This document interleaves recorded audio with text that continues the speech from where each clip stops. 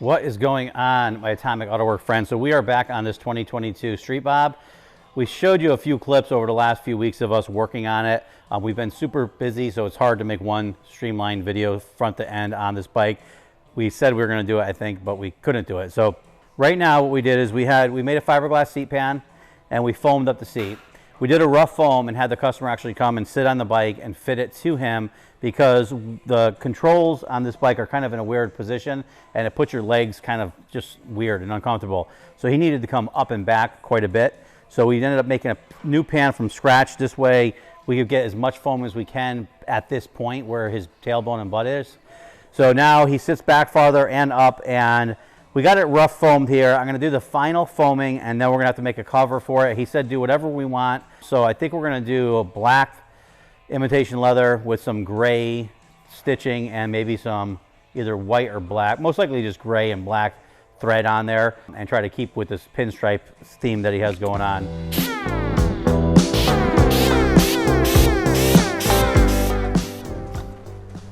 One of the questions that we get asked a lot is foam and why we use it on the side of the seats and sometimes not on the top.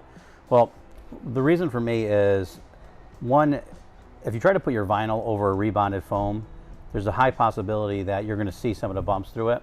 Now, some people use headliner material, and you could get away with it. However, headliner material is a little thinner and softer, and it does break down quicker. So eventually you'll end up seeing the bumps from the rebond foam. And no matter how much you sand it and sculpt it, if you try to put vinyl over a rebond, eventually something's going to blister through and you're going to see it. A lot of times we'll do the sides, because the sides we usually don't put foam on our covers. Some covers we don't use any foam on, some covers we do. On this one here, we're actually going to use the whole top surfaces are getting foamed.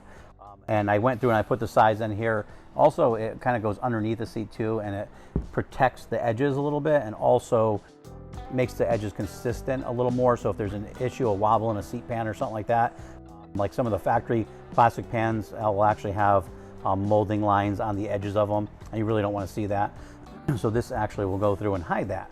So now what I did is I taped off this seat, and I'm trying to come up with something different for him.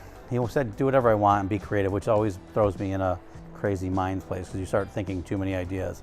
I think what we're going to end up doing is we're going to do it all black. We're going to use a gray thread on it, heavier gray thread. I'm going to make a seam here, because there has to be a seam here, and we're going to do a single silver top stitch on it. We're going to do a butt seam here that looks like it flows through here, so this will have a butt seam.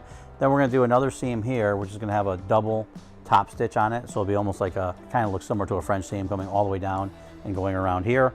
And I think depending on how busy it looks, we're going to fill in a centerpiece here. We'll do some sort of artwork and stitching on here. I just want to kind of put this stuff together before we come up with a graphic pattern. If it needs more graphics, we'll put them on. If it needs less, we'll do that at that time.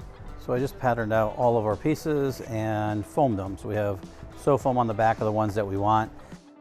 Sometimes we glue our foam on, sometimes we stitch it. Some of the motorcycle seats, I find it's better to glue some of them, because when it goes up around the curve, you have a less chance of it wrinkling. You do have to be careful, because if you glue the wrong pieces and they get hot and they move, they could actually re-stick to themselves. So you do have to know kind of what you're doing. What I'm going to go through and do is we're going to put all the panels where they go, and then I'm going to start sewing them together.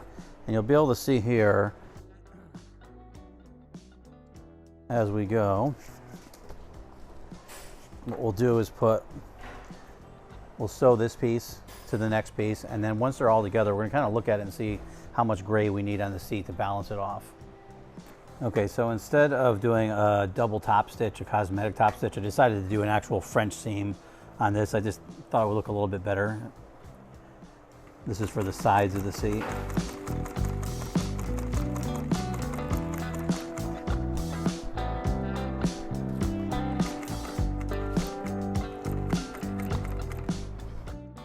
Okay, this is where I put the seats together and kind of take a look at them and see what it's going to end up looking like, if it's going to be too much or too little.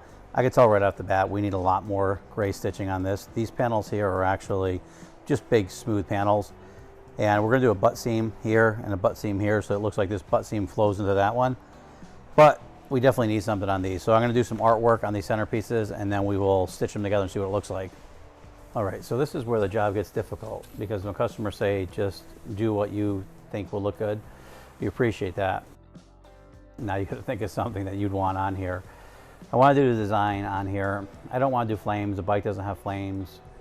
I'm debating some sort of tribal pinstripe thing or whatever on here. I got to think about this for a bit. This is where every day you have to be creative, and it sometimes gets a little bit tiring when you're trying to always come up with something new and different.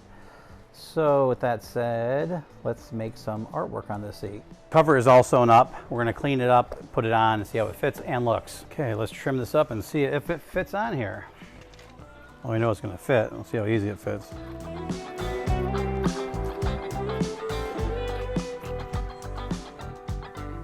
All right, so we're pretty much there. I'm just going to go through and put on this one, I'm actually going to put a felt on the bottom. Sometimes we'll do like an imitation suede, but I want a little bit more protection because it is a newer bike and we just don't want anything rubbing on the paint or anything. So let's clean it up and see what it looks like.